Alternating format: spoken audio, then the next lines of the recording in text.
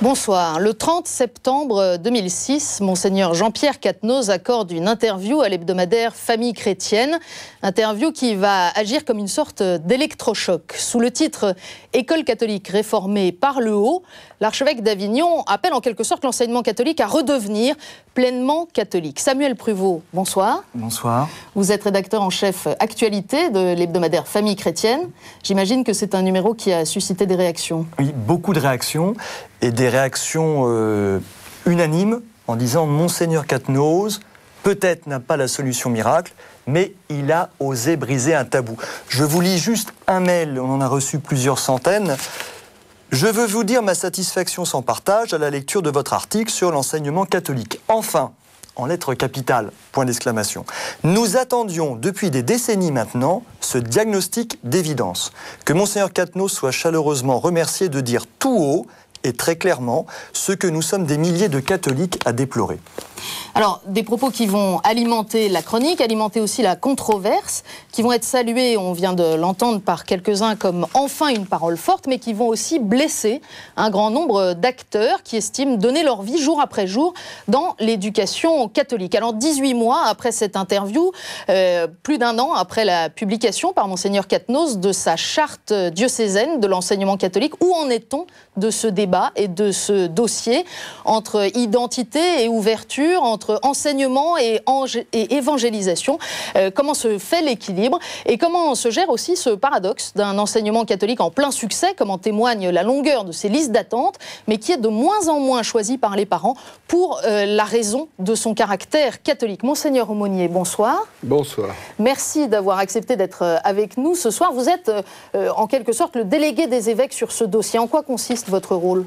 Les évêques ont nommé deux d'entre eux, Monseigneur Maillard de Bourges et puis moi-même, pour les représenter auprès du Comité national de l'enseignement catholique, qui regroupe l'ensemble de ceux qui travaillent à l'enseignement catholique, c'est-à-dire les parents au plan national, les professeurs, les chefs d'établissement et beaucoup d'autres institutions qui collaborent ensemble au niveau national pour l'enseignement catholique, pour ce 2 millions d'élèves qui sont scolarisés dans les établissements catholiques. Alors, bien sûr, vous pouvez intervenir au cours de ces 2 heures de débat en direct, quand vous le jugez bon. Et puis on vous demandera aussi, à plusieurs étapes de ce débat, de nous dire comment vous, qui êtes le responsable du dossier, le délégué des évêques, eh bien vous faites l'unité dans des visions qui sont parfois très différentes les unes des autres. Alors, nous avons plusieurs invités sur ce plateau. Monseigneur Quatennose, qui a en quelque sorte déclenché le tsunami, n'a pas pu être parmi nous ce soir. N'y voyez pas malice, il prêche cette semaine une retraite à des prêtres de son diocèse à Paray-le-Monial, mais il nous a reçus il y a quelques jours en Avignon et nous l'entendrons un peu plus tard dans cette émission nous dire quelle est sa conception de l'enseignement catholique, en quoi consiste sa charte diocésaine et ce qu'il propose comme débat pour l'avenir. Nous accueillons 2 pères évêques de l'Église qui est en France, Monseigneur Faure du diocèse d'Orléans. Bonsoir Monseigneur. Bonsoir. Monseigneur Bagnard de Belle-et-Ars. Bonsoir Monseigneur. Nous accueillons également Madame Dintrosgas qui est présidente de l'UNAPEL, qui représente les parents. Ce soir, l'UNAPEL, en un mot, c'est 815 000 familles adhérentes, des établissements dans lesquels il y a une association de parents d'élèves qui essaye de permettre aux parents d'être représentés, d'être accueillis, et voilà. Alors c'est l'enseignement libre, c'est donc pas seulement l'enseignement catholique, hein? Non, c'est l'enseignement libre. Nous sommes parents d'élèves de l'enseignement libre. Et puis également avec nous, Monsieur Éric Delabarre, bonsoir. Bonsoir. Vous êtes le secrétaire général de l'enseignement catholique. L'enseignement catholique, combien de divisions ? 2 millions d'élèves, 7 500 établissements, 140 000 enseignants, 90 000 personnels salariés des établissements. Oui, donc ça représente une grosse masse. Par rapport à l'ensemble des élèves en France, c'est une proportion importante ? Ça représente environ 18% des effectifs scolarisés, un peu moins en primaire, environ 13,5%, un peu plus en secondaire, 20-22%, avec des pointes dans l'enseignement technique et professionnel, et surtout dans l'enseignement agricole, où l'enseignement catholique scolarise environ 50% des élèves. Merci pour ces précisions. Avec nous également, pour nous aider à préciser les questions, à aborder certains points particuliers, nous accueillons 6 témoins qui interviendront en raison de l'expertise singulière qui est la leur. Parmi ces témoins, Anne Coffinier, bonsoir. Bonsoir. Alors, vous êtes présidente de l'association Créez votre école. De quoi s'agit-il ? Alors, l'association Créer son école est une association qui accompagne les personnes qui ont un projet de création d'école, que ce soit des professeurs, des directeurs d'école ou des parents. Ce peuvent tout à fait être des professeurs du public, du privé, qui décident que dans une structure plus petite, plus humaine, on peut probablement mieux faire son métier d'enseignant et d'éducateur. On en parlera tout à l'heure. À côté de vous, Gilbert Sibieux, vous êtes le président de Famille, École, Éducation. Alors, même question, de quoi s'agit-il ? Il s'agit d'une association qui s'est donnée pour but, d'une part, d'améliorer quelque chose en enseignement, avec 3 axes prioritaires. Le premier était lire, écrire, calculer. Le second, sortir la violence de l'école. Et le troisième, sortir la drogue de l'école, avec une extension, c'est-à-dire que l'association se propose de favoriser tout ce qui peut permettre l'épanouissement de la personnalité de l'enfant, d'une manière équilibrée, et de combattre tout ce qui le met en péril. Nous avons créé un site Lire-Écrire qui a connu un grand succès, qui actuellement a un grand nombre de visiteurs chaque mois. C'était 50 000 visiteurs par mois en septembre. Alors, à côté de vous, Françoise Candelier, bonsoir. Bonsoir. Vous êtes enseignante et membre des réseaux SLEC, justement. Oui. Alors, dites-nous ce que c'est. Je suis institutrice dans une école publique dans le Nord, à Ronques.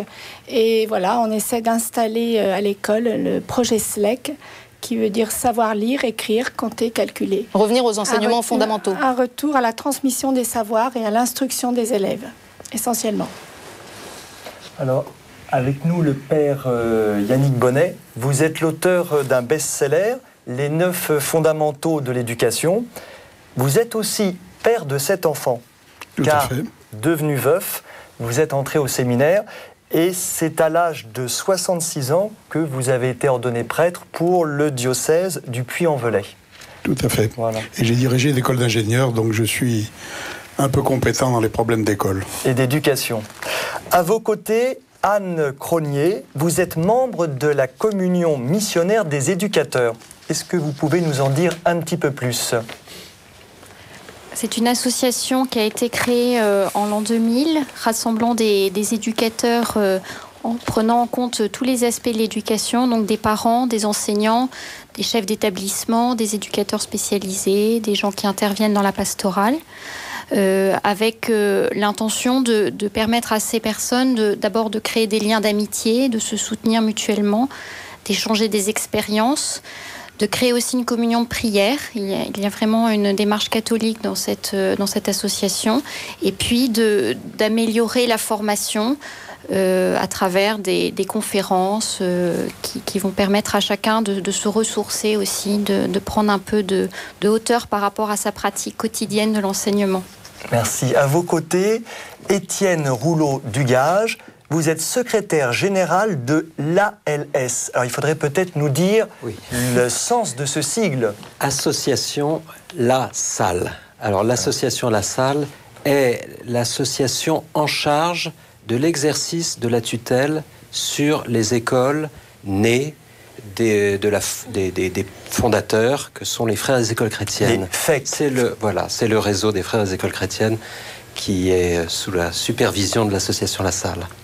Alors le réseau des Frères des écoles chrétiennes, c'est 110 000 élèves. Alors, rapporté aux 2 millions que M. de la Barre a évoqué, ça vous donne une idée. 10 000 enseignants à peu près. Avec 53 une tradition éducative qui remonte... Et une tradition éducative de 3 siècles et qui est très fortement présente, plus particulièrement présente dans l'enseignement technologique et professionnel. Alors, vous interviendrez aussi les uns et les autres à tout moment, hein, si vous avez des réactions à nous transmettre. Pour commencer cette soirée, peut-être serait-il bon de commencer par les questions qui se posent à l'ensemble de l'école, à l'ensemble de l'enseignement, et pas seulement à l'enseignement catholique, des questions liées à la transmission du savoir aujourd'hui.